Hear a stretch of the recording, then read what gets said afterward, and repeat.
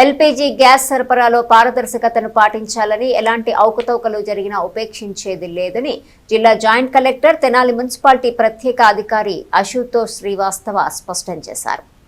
జిల్లా joint collector Tenali municipality ప్రత్యేక అధికారి అశుతోష్ శ్రీవాస్తవ మంగళవారం పట్టణ పినపాడులోని పౌర సరఫరాల సంస్థ ఎల్పీజీ గ్యాస్ గోడౌన్ను ఆకస్మిక తనిఖీ చేశారు. జిల్లా పౌర సరఫరాల అధికారి కోమలి పద్మ, మండల తహసీల్దార్ కేవీ గోపాలకృష్ణతో కలిసి గోడౌన్ను తనిఖీ చేసిన జేసీ అక్కడి స్టాక్ను, రికార్డులను పరిశీలించారు.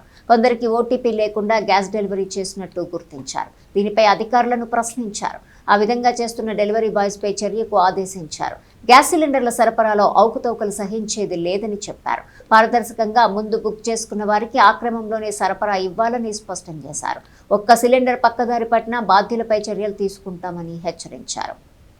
అందరికీ నమస్కారం. ఈరోజు మన AP civil supplies gas godown Tenali inspection చేయడం జరిగింది. ఈ 2 days 3 days బ్యాక్ ఇక్కడ కొన్ని కంప్లైంట్స్ వచ్చాయి that there is a complaint of diversion of gas cylinders. So దానివల్ల మన డిఎస్ఓ గారు అండ్ మన తహసీల్దార్ గారు వాళ్ళు ఇద్దరు మనకి 2 days బ్యాక్ ఇన్స్పెక్షన్ చేశారు. ఇన్స్పెక్షన్లో కొన్ని ఐడెంటిఫై చేశారు కొన్ని loop holes. Main loop whole అంటే ఇప్పుడు సిచ్యువేషన్ చూస్తే మన ఆయిల్ కంపెనీస్ నుంచి డైరెక్షన్స్ ఉన్నాయి, ఖచ్చితంగా మనకి ఓటీపీ ద్వారా డెలివరీస్ ఇవ్వాలి.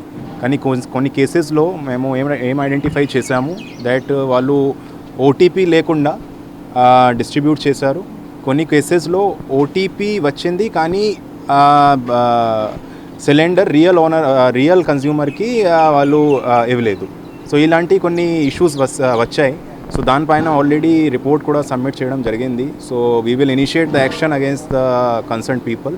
తర్వాత సెకండ్ పాయింట్ అంటే దేర్ వర్ కంప్లైంట్స్ ఇక్కడ లోడ్ లేదు.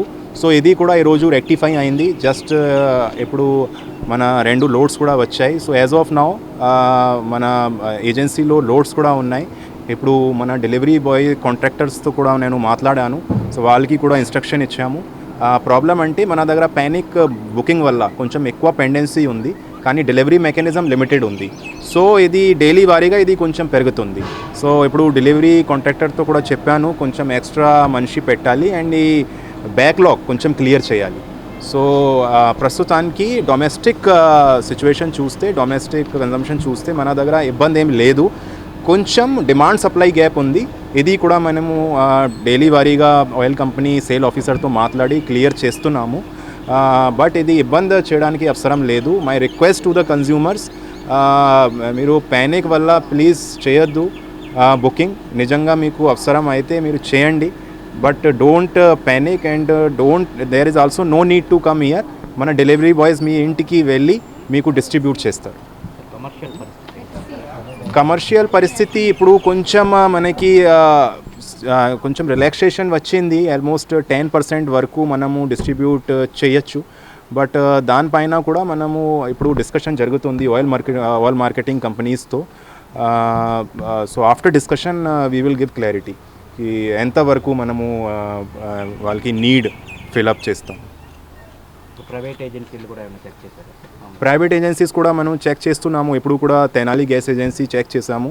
సో కొన్ని ఏజెన్సీస్లో చాలా ఎక్కువ పెండెన్సీ ఉంది, ఎస్పెషలీ ఎవరైతే సిటీ ఏరియాలో గ్యాస్ ఏజెన్సీస్ ఉన్నాయి. And 2-3 days back because of holidays, Ugadi, Eid, తర్వాత సండే, సో ఈ 3 రోజు హాలిడే వల్ల కొంచెం డెలివరీ కూడా ఇంపాక్ట్ అయింది. మన కొండపల్లి బాటిలింగ్ ప్లాంట్ నుంచి లోడ్ కూడా సరిగా రాలేదు, దానివల్ల కొంచెం పెరిగింది. సో ఇప్పుడు నేను ఆల్రెడీ చెప్పాను సేల్స్ ఆఫీసర్కి, ఎవరైతే ఎక్కువ పెండెన్సీ ఉంది దానిపైన కొంచెం ఎక్స్ట్రా ఫోకస్ పెట్టి ఎక్కువ లోడ్ పంపించండి. సో దట్ నెక్స్ట్ 3-4 daysలో మనము క్లియర్ చేసాము. ఇప్పుడు సివిల్ సప్లై మినిస్టర్ సార్తో కూడా మాట్లాడాను.